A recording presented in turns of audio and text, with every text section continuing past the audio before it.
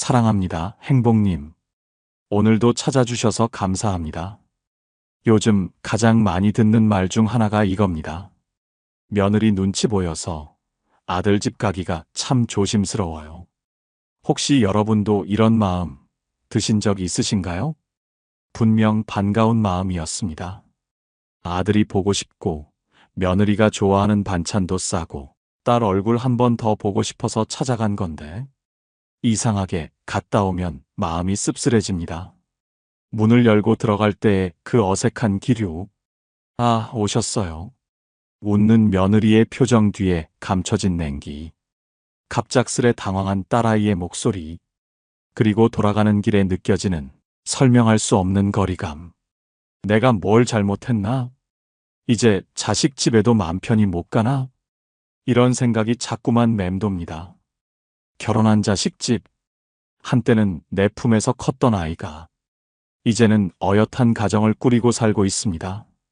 그 집에 가는 게 뭐가 문제냐고, 내 자식 집인데 마음대로 좀 다녀올 수 있지 않냐고 생각하실 수도 있습니다. 하지만 현실은 다릅니다. 내가 사랑으로 했던 행동들이 그들에겐 부담이 되기도 하고, 내가 챙겨주고 싶었던 마음이 오히려 불청객처럼 느껴질 수도 있습니다. 오늘 영상에서는 결혼한 자식 집에 자주 가면 안 되는 4가지 현실적인 이유와 함께 자식을 서운하게 만들지 않으면서도 오히려 더 그리워하게 만드는 부모가 되는 법까지 차근차근 알려드리겠습니다. 오늘 주제가 마음에 드신다면 구독과 좋아요 눌러주세요. 여러분의 마음을 안아주는 좋은 컨텐츠로 보답하겠습니다. 첫 번째, 자식 집을 내 집처럼 생각하는 순간 관계는 틀어집니다. 아직도 이렇게 말하시는 분들이 계십니다. 자식 집이 내 집이지 뭐가 그렇게 복잡해? 그게요, 지금 시대에는 굉장한 착각입니다. 그 말 한마디가 며느리에게는 숨막히는 시그널이 되고, 사위에게는 경계심을 일으키는 원인이 됩니다. 그리고 결국 자식이 당신을 피하게 되는 출발점이 되죠. 요즘은요, 부부가 우리만의 방식으로 가정을 꾸려가는 걸 가장 중요한 가치로 여깁니다. 냉장고에 뭐가 어디 있는지, 고기는 어떻게 굽는지, 화장실 슬리퍼는 어느 방향으로 놓는지가 그들에겐 질서고 생활이고 룰입니다. 그런데 부모가 오면 그 모든 질서가 바뀌고 기울어지고 무너집니다. 그들이 만든 세계 안에 옛날 방식이 쿵 하고 들어오는 거죠. 그래서 겉으로는 어머님 오셨어요? 라고 웃지만 속으론 이제 몇 시간 버텨야겠구나. 언제쯤 돌아가시려나. 그런 마음이 일어납니다. 이건 과장이 아닙니다. 2022년 대한가족치료학회 조사에 따르면 결혼 5년 이하 부부 10쌍 중 7쌍이 부모님의 예상치 못한 방문과 잦은 개입을 가장 부담스러운 갈등 요소 1위로 꼽았습니다. 특히 시가나 처가의 방문이 배우자의 스트레스를 유발한다고 답한 비율이 남성은 68%, 여성은 84%에 달했습니다. 표현하지 않는다고 괜찮은 게 아니란 뜻입니다. 자식도 괴롭습니다. 한쪽은 부모 눈치, 한쪽은 배우자 눈치. 이러지도 저러지도 못하고 결국 연락을 줄이는 쪽을 선택하죠. 그래야 부부가 조용하니까요. 그러니 기억하셔야 합니다. 내가 낳았다고 해서 그 집이 내 집은 아닙니다. 그걸 인정하지 않으면 서운한 일은 점점 많아지고 자식의 마음은 점점 멀어집니다.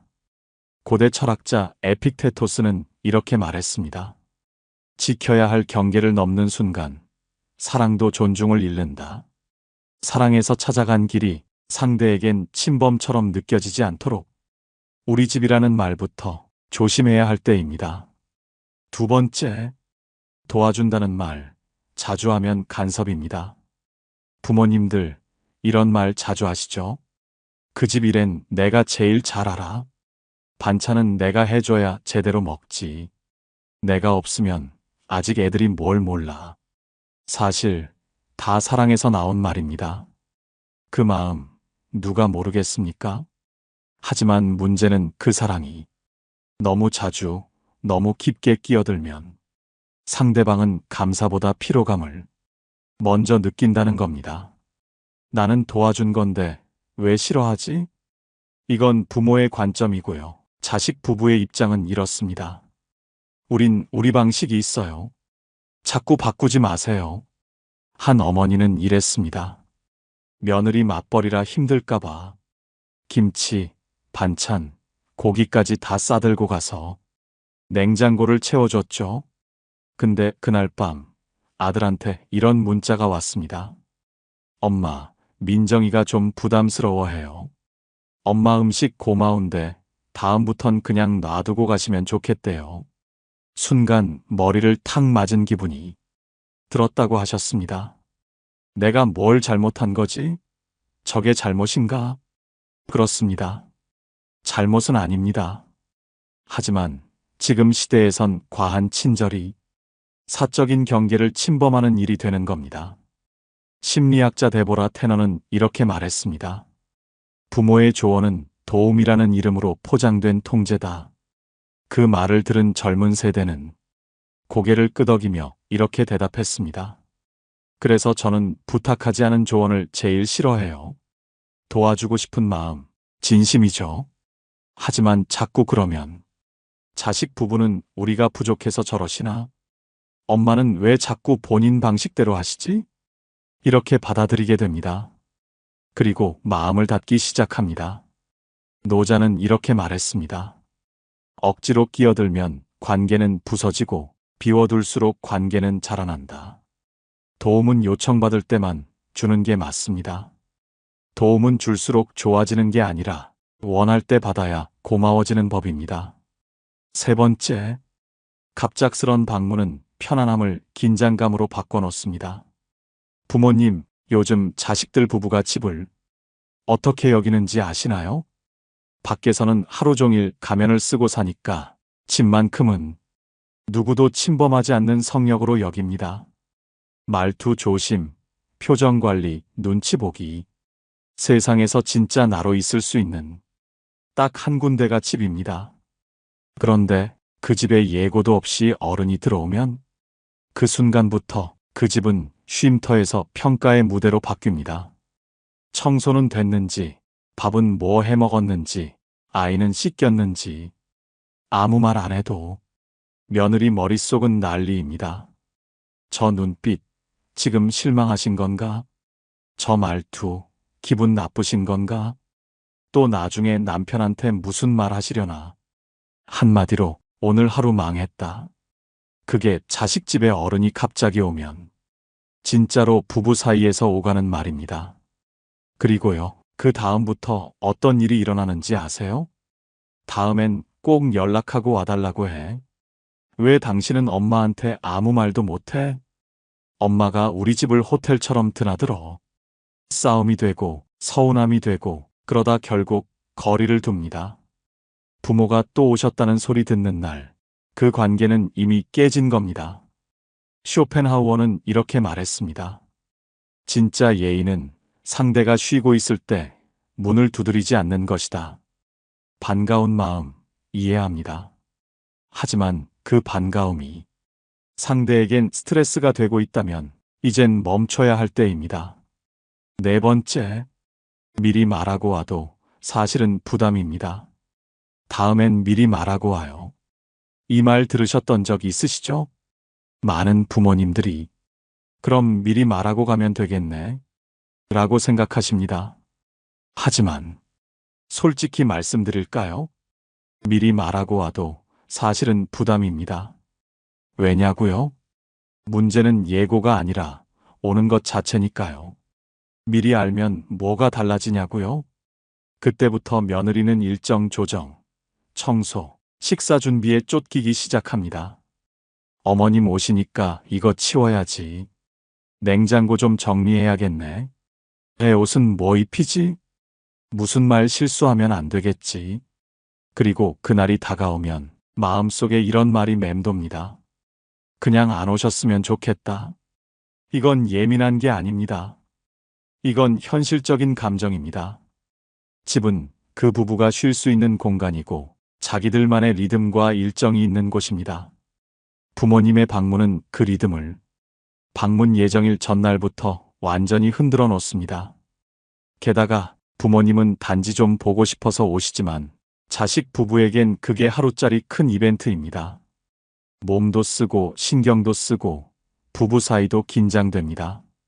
그래서 요즘은 미리 말하고 오는 방문도 사실상 고정 스케줄처럼 피곤한 약속이 되어버린 겁니다. 자식은 차마 이렇게 말은 못하죠. 엄마, 그냥 안 오셨으면 좋겠어요. 그 말은 못하고 이렇게 말합니다. 요즘 좀 바빠요. 애가 컨디션이 안 좋아요. 우리끼리 좀 조용히 지내려고요. 그게 거절의 다른 말입니다. 성공하는 사람들의 7가지 습관으로 유명한 자기계발 전문가 스티븐 코비는 이렇게 말했습니다.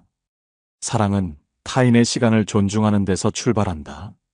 정말 자식이 보고 싶으시다면 가는 것보다 더 필요한 건 그들이 편하게 쉬는 일상 그대로를 지켜봐 주는 겁니다.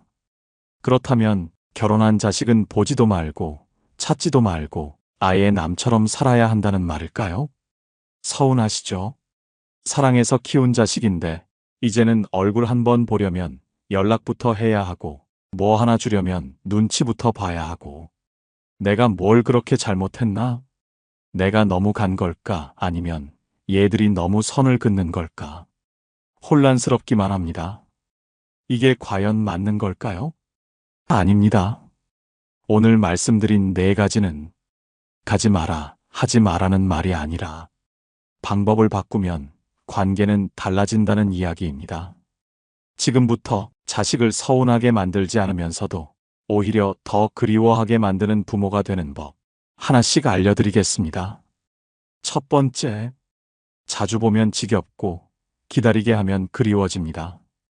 아휴, 엄마 또 오셨어요? 그 말 들은 순간 가슴이 덜컥 내려앉았다는 어머니가 계십니다. 또라는 그 짧은 한마디에 내가 반가운 사람이 아니라 이젠 피곤한 사람이 됐구나 하는 걸 알았다고요. 자주 가면 좋을 줄 알았습니다. 계속 챙기면 고마워할 줄 알았습니다. 근데 이상하게 자주 갈수록 연락이 끊기고 가까이 갈수록 거리가 생깁니다. 왜일까요? 심리학자 조지 로엔스타인은 이걸 기대 피로라고 설명합니다. 자주 주어지는 선물, 자주 오는 방문, 자주 하는 호의는 처음엔 고맙다가도 어느 순간 기대하고 기대가 쌓이면 결국 지친다는 겁니다. 한마디로 자주 보면 익숙해지고 익숙해지면 고마움이 사라지고 결국은 부담만 남습니다. 기다리게 하면요, 반응이 달라집니다. 엄마, 왜 이렇게 안 오셨어요? 요즘 통 연락 없으셔서 궁금했어요. 이 말 자주 간다면 절대 못 듣습니다. 프랑스 철학자 라 로슈푸코는 이렇게 말했습니다. 항상 눈앞에 있는 사람은 결국 소중함을 잃는다. 지금 자식이 먼저 연락하지 않는다면 그건 바빠서가 아니라 이미 너무 자주 봐서일 수 있습니다. 진짜 보고 싶게 만드세요. 그게 지금 시대 부모의 품격입니다. 두 번째, 조언을 아예 하지 마세요. 혹시 요즘 자주 보지도 않는데 자식 연락도 뜸하다? 그렇다면 지금 당신은 부담스러운 부모로 분류됐을 가능성 큽니다. 왜 연락이 없을까요? 왜 얼굴을 안 보일까요? 미안해서입니다. 피곤해서입니다. 그리고 말 섞기 싫어서입니다. 왜냐고요? 자식이 가장 피하고 싶은 말, 그게 바로 부모의 조언이기 때문입니다.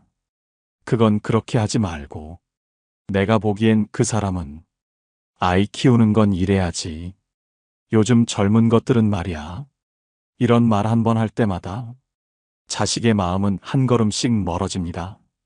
겉으론 응, 알겠어 하지만 속으로는 이렇게 말하죠. 그래서 내가 엄마한테 말 안 하는 거야.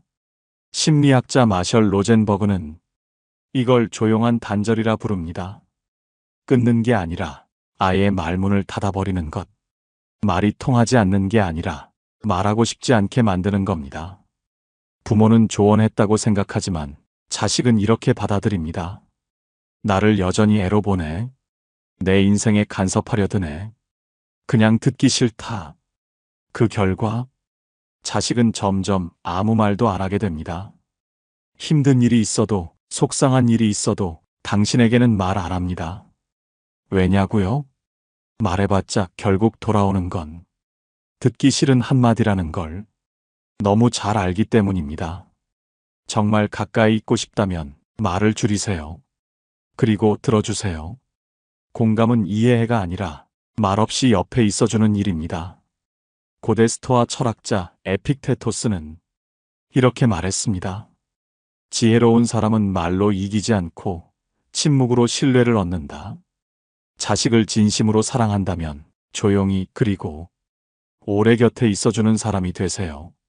세 번째, 취미를 가지세요. 내가 내 시간을 쓰는 동안 자식은 나를 그리워합니다.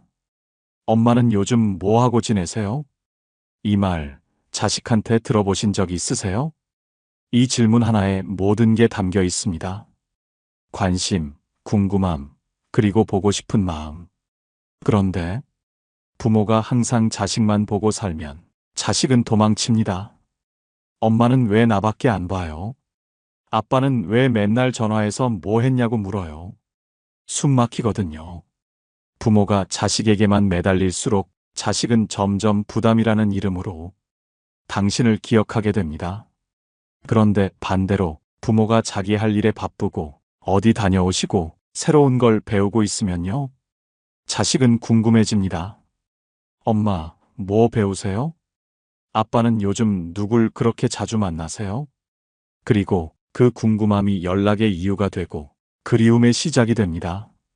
하버드 심리학 연구팀은 자기 삶에 몰입한 부모일수록 자녀와의 정서적 연결이 오래 지속된다는 흥미로운 연구 결과를 발표했습니다. 즉, 자식을 쫓아다니는 부모보다 자기 세계가 뚜렷한 부모가 자식에게 더 오래 기억된다는 거죠. 프랑스 철학자 알랭 드 보통은 이렇게 말했습니다. 가장 매력적인 사람은 자기 인생에 몰두한 사람이다. 당신의 인생이 반짝이면 자식은 그 빛을 따라옵니다. 당신을 놓친 줄 알고 다시 붙잡고 싶어집니다. 네 번째, 자식보다 자식의 배우자를 먼저 생각하세요. 많은 부모님들이 이렇게 말합니다. 나는 며느리한테 아무 말도 안 해.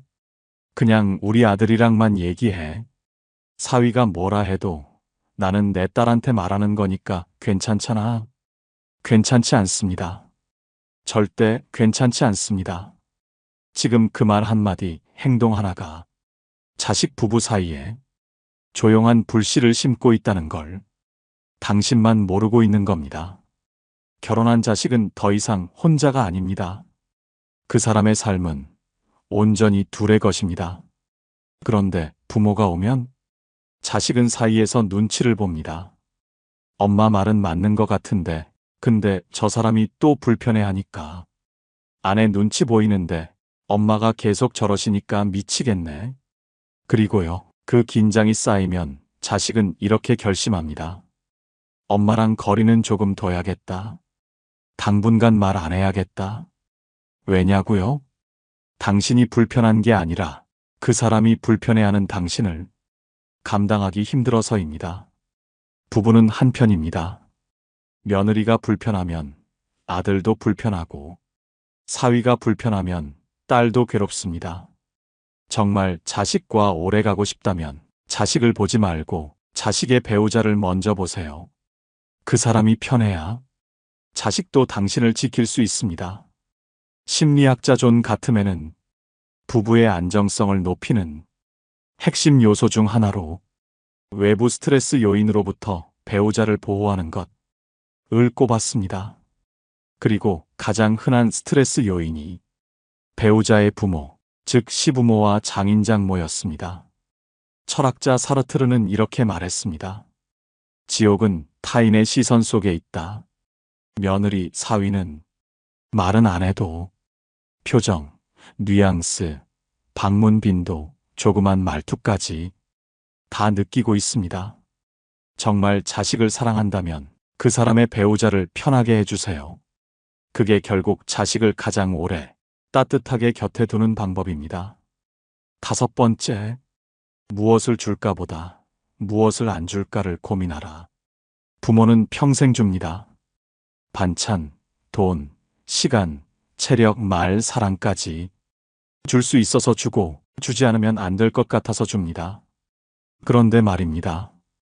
진짜 어른은요, 뭘 줄지보다 뭘 안 줄지를 먼저 고민합니다. 김치도 너무 자주 갖다 주면 냉장고가 터지기 전에 며느리 속이 먼저 터집니다.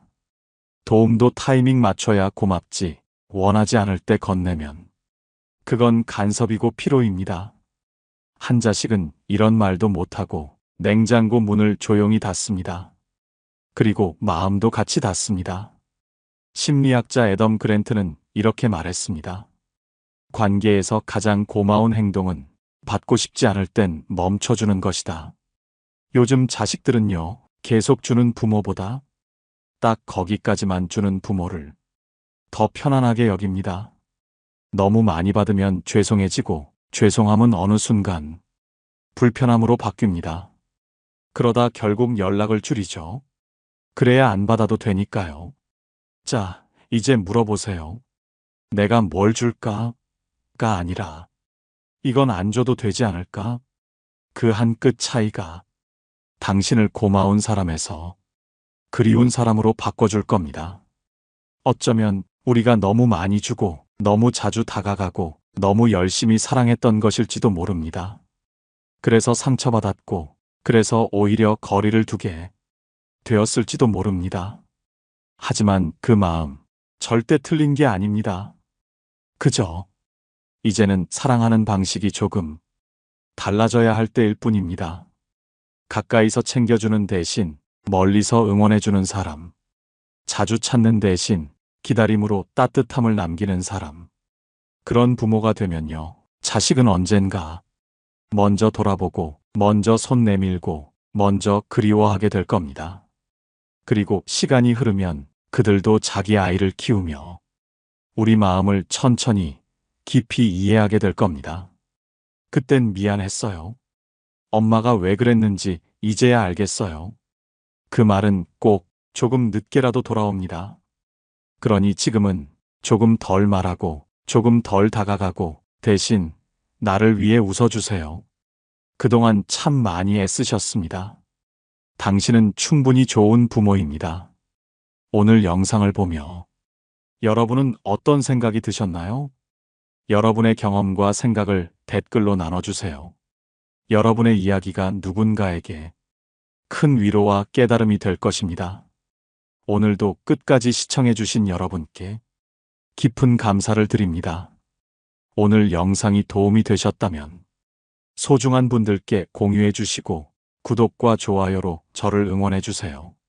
여러분과의 소중한 연결이 저에게 큰 힘이 됩니다. 오늘도 여러분의 행복을 빕니다. 이상으로 행복 주문서였습니다.